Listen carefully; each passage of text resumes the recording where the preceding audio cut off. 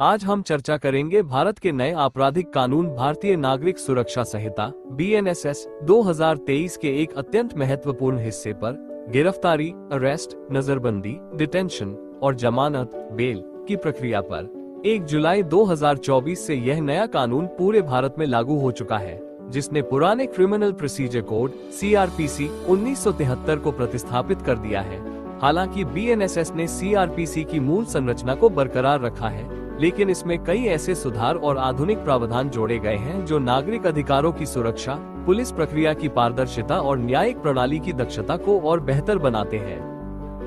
Introduction. किसी भी लोकतांत्रिक देश में कानून का उद्देश्य केवल अपराधी को दंड देना नहीं होता, बल्कि न्याय सुनिश्चित करना और व्यक्ति की स्वतंत्रता की रक्षा करना भी उतना ही आवश्यक होता है।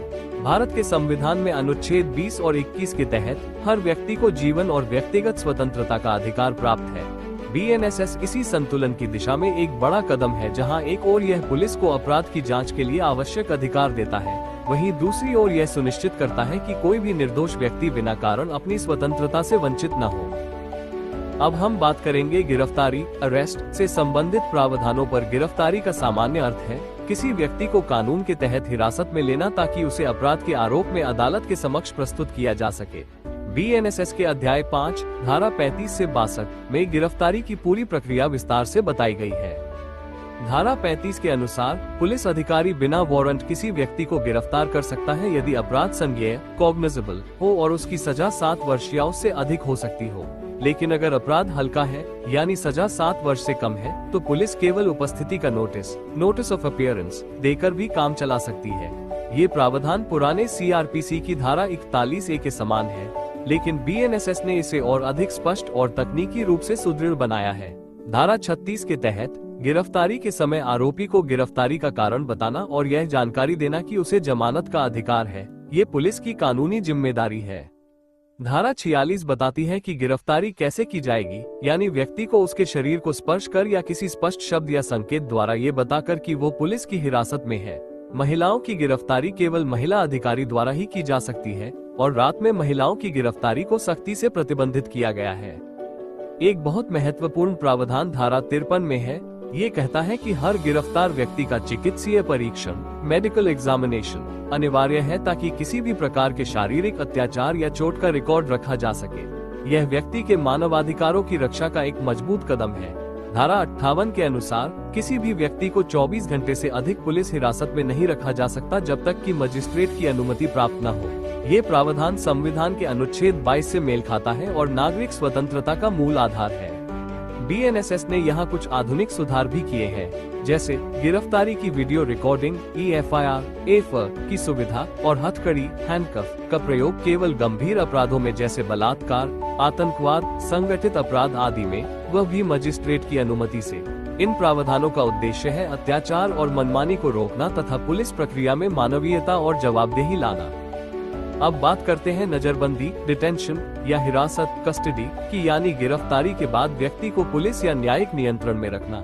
BNSS के अनुसार किसी व्यक्ति को बिना कारण अनिश्चितकालीन हिरासत में नहीं रखा जा सकता।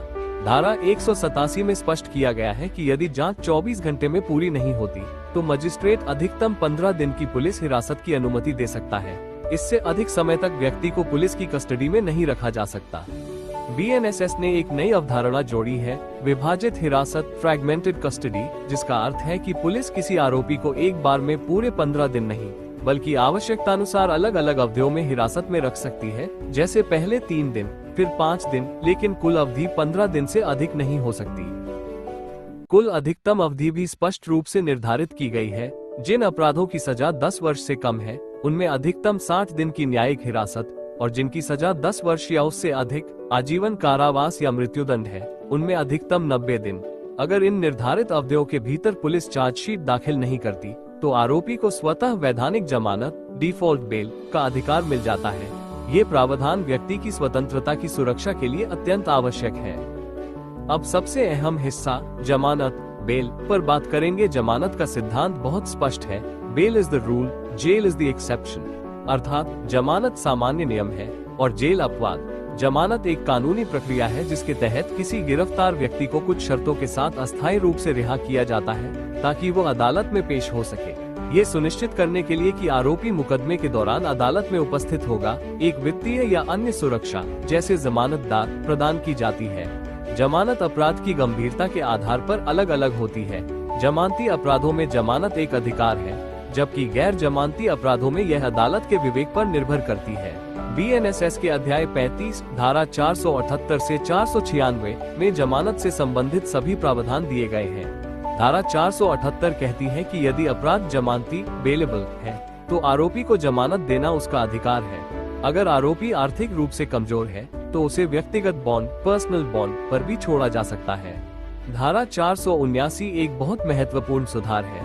यदि कोई व्यक्ति विचाराधीन कैदी इंडस्ट्रियल है और वह अपनी अधिकतम सजा की आधी अवधि जेल में बिता चुका है तो उसे जमानत मिलनी चाहिए, और अगर वह पहली बार अपराधी फर्स्ट टाइम ऑफेंडर है तो ये सीमा केवल 1/3 अवधि कर दी गई है। इससे जेलों की भीड़ घटेगी और न्यायिक प्रक्रिया मानवीय बनेगी। धारा 480 में गैर जमानती अपराधों का उल्लेख है। यहाँ अदालत आरोपी की पृष्ठभूमि, अपराध की गंभीरता और सबूतों पर प्रभाव की संभावना को देखकर निर्णय लेती है। महिलाओं, बच्चों, बुजुर्गों और बीमार व्यक्तियों के लिए यहाँ विशेष संवेदनशीलता दिखाई गई है।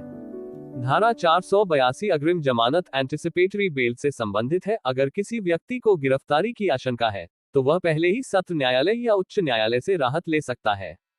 हालांकि कुछ विशेष यौन अपराधों में अग्रिम जमानत नहीं दी जा सकती। इसके अलावा धारा 484 से 496 तक जमानत की प्रक्रिया, बॉन्ड की राशि, जमानतदार की शर्तें और उल्लंघन की स्थिति में कानूनी कार्यवाही का विस्तृत विवरण दिया गया है। भारत में बेल के प्रकार रेगुलर बेल, नियमित जमानत जो आमतौर पर गिरफ्तारी के बाद और अदालत में पेशी से पहले दी जाती है, डिफॉल्ट बेल जब पुलिस निर्धारित समय सीमा के भीतर चार्जशीट दाखिल करने में विफल रहती है तो अभियुक्त को मिलने वाली जमानत, एंटीसिपेटरी बेल गिरफ्तारी से पहले अदालत द्वारा दी गई जमानत, इंटरिम बेल यह एक अंतरिम जमानत है जो मामले की अगली सुनवाई तक प्रभावी रहती है।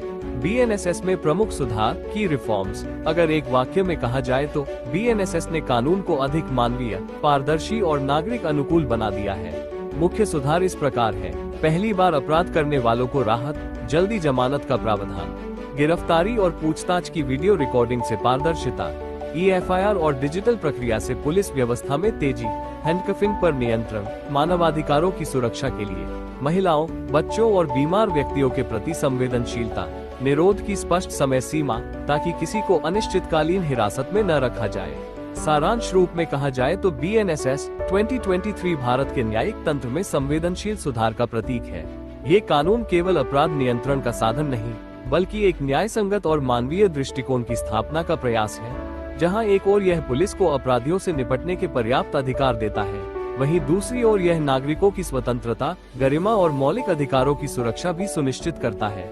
इसलिए हम कह सकते हैं कि BNSS 2023 आधुनिक भारत की न्याय प्रणाली की दिशा में एक नया और संतुलित कदम है, जहां सुरक्षा और स्वतंत्रता दोनों को समान महत्व दिया गया है। BNSS सिर्फ कानून का नाम बदलने का कदम नहीं है, बल्कि ये भारत की न्याय व्यवस्था को 21वीं सदी की जरूरतों के हिसाब से आधुनिक बनाने की दिशा में एक बड़ा सुधार है। अब गिरफ्तारी, निरोध और जमानत तीनों प्रक्रियाएं और भी स्पष्ट, सुरक्षित और नागरिक हितैषी बन गई है। अगर आपको यह वीडियो जानकारीपूर्ण लगा तो इसे लाइक करें, शेयर करें और ऐसे ही उपयोगी कानूनी विषयों पर सटीक जानकारी के लिए हमारे चैनल को सब्सक्राइब करना न भूलें। धन्यवाद।